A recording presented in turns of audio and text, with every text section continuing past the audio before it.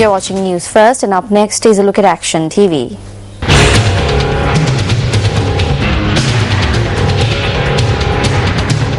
The Paddy Marketing Board has recommenced the purchasing of paddy in the Ampara district.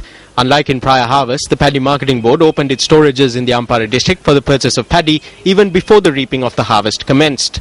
While this measure prevented private traders from purchasing paddy at low rates, this also provided a light to the Dayatakirula National Development Exhibition, which was held in Ampara this year. However, on Thursday, Action TV revealed that the Paddy Marketing Board had closed its storage facilities when farmers were still arriving in droves to sell their paddy.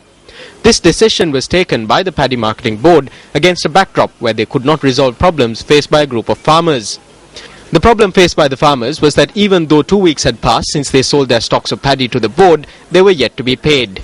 The farmers wasted their time outside state commercial banks trying to secure the payments due to them, as they were unable to purchase the equipment and agricultural items required to commence cultivation for the next harvest. With the Treasury releasing 40 million rupees on Friday, the farmers were able to secure the money due to them. Accordingly, the Treasury has spent a sum of 930 million rupees in order to purchase paddy this harvest season from the Ampara district. The Paddy Marketing Board has purchased more than 208.8 million kilograms of paddy from the district. However, additional funds must be released in order to make payments for paddy purchase since last Friday. Plans are afoot to conclude the purchasing of paddy on Wednesday. Although a record amount of paddy was purchased from the Ampara district by the Paddy Marketing Board this harvest season, the activities of the board in the Polonnaruwa district are far from satisfactory. Notably, the Paddy Marketing Board has only opened 4 storage facilities in the Mahaweli B zone, which relies heavily on paddy cultivation.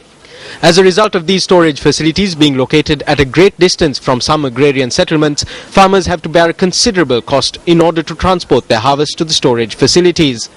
In past harvest seasons, minor storage facilities belonging to the Sri Lanka Mahaweli Authority, located in close proximity to the settlements, were also used by the Paddy Marketing Board to purchase paddy from the farmers.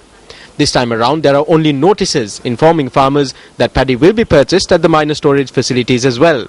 Some of the minor storage facilities are in dire need of renovation. Is this a signal for private traders to go to the settlements and purchase the farmers' paddy at cutthroat rates? Chairman of the Paddy Marketing Board, this one is over to you.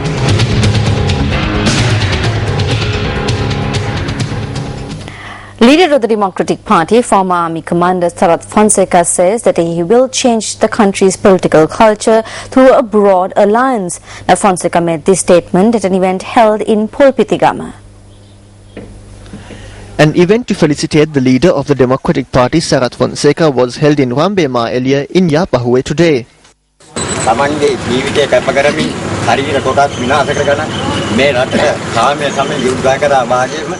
Sarath Fonseca, who subsequently arrived at the Polpitigama town, was warmly welcomed by the area residents.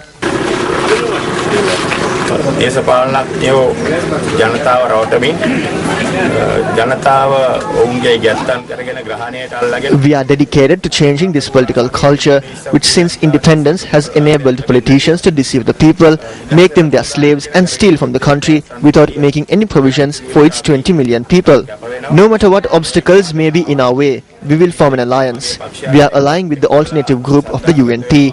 We are also holding discussions with individuals in several other parties. We understand that the people are asking for the change that we are talking about. In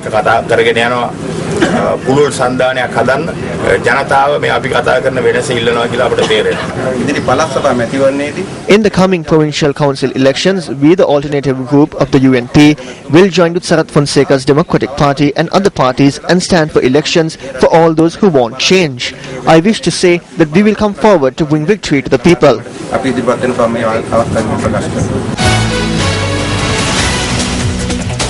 Convening a media briefing today, United National Party parliamentarian Sajith Premadasa stated that the government has cut down many concessions provided to the public.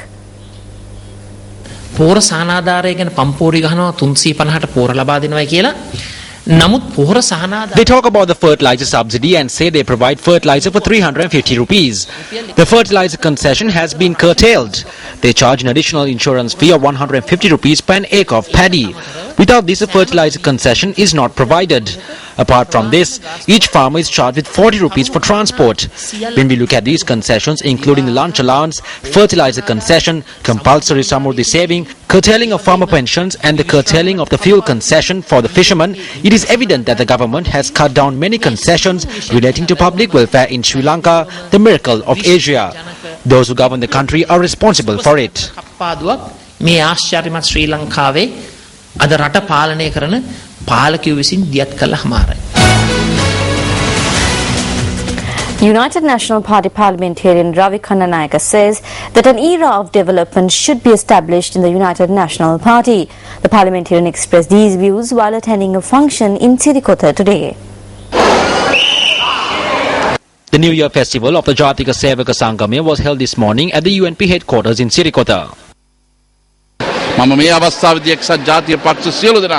I would like to request all supporters of the UNP, don't look at us in the wrong way. If we are united and if we all work towards a united goal, we can take the party where it will be able to fight against this dictatorial, corrupt rule of governance. That is what we need to establish at the moment.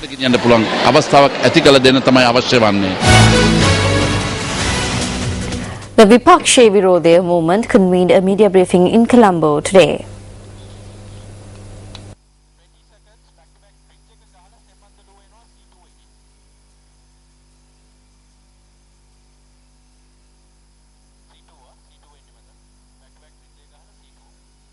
ශ්‍රී ලංකා ආණ්ඩුවට මේ යුද්ධයේදී LTTE සහ මුලින්ම විනාශ කර දැමීම සඳහා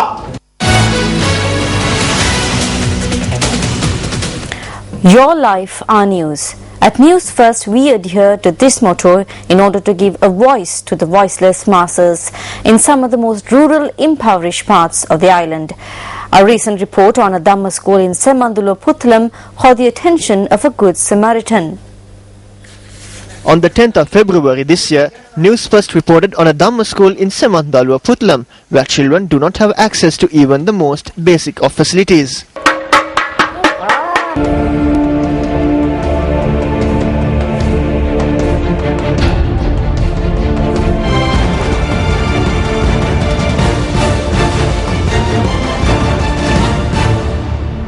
The hopes of these children who show such enthusiasm for learning were given a new lease of life today. Following News First report, a businessman took steps to construct a new building and provide all necessary infrastructure facilities for this Dhamma school. On a news item aired on News First, I witnessed how children were studying without tables and chairs. I thought of doing something for the children. These philanthropists also provided the students with uniforms and books in addition to the provision of infrastructure. Within 2 months, a wonderful building was put up so that these children can study properly.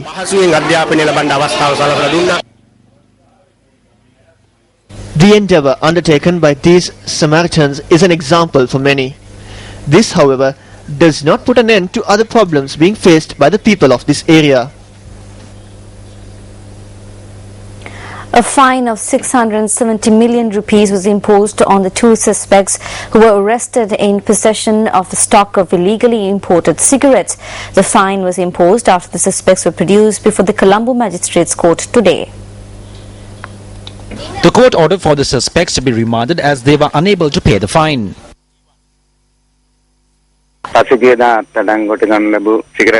We arrested 2 individuals for illegally importing a stock of cigarettes on the 4th of this month. One suspect is a resident of Nathandia while the other is a resident of Blue Mandal. A fine of 670 million rupees was imposed on the suspects, with one suspect bearing a fine of 335 million rupees each. However, as the suspects could not pay the fine, the court issued an order to remand the suspects for a period of 14 days. This is believed to be the biggest fine imposed in the history of customs. The stock of illegally imported cigarettes was seized by the customs on the 4th of this month. The illegally imported cigarettes were imported inside a container from Dubai. A resident from Nathandia had imported the container under the guise of importing furniture.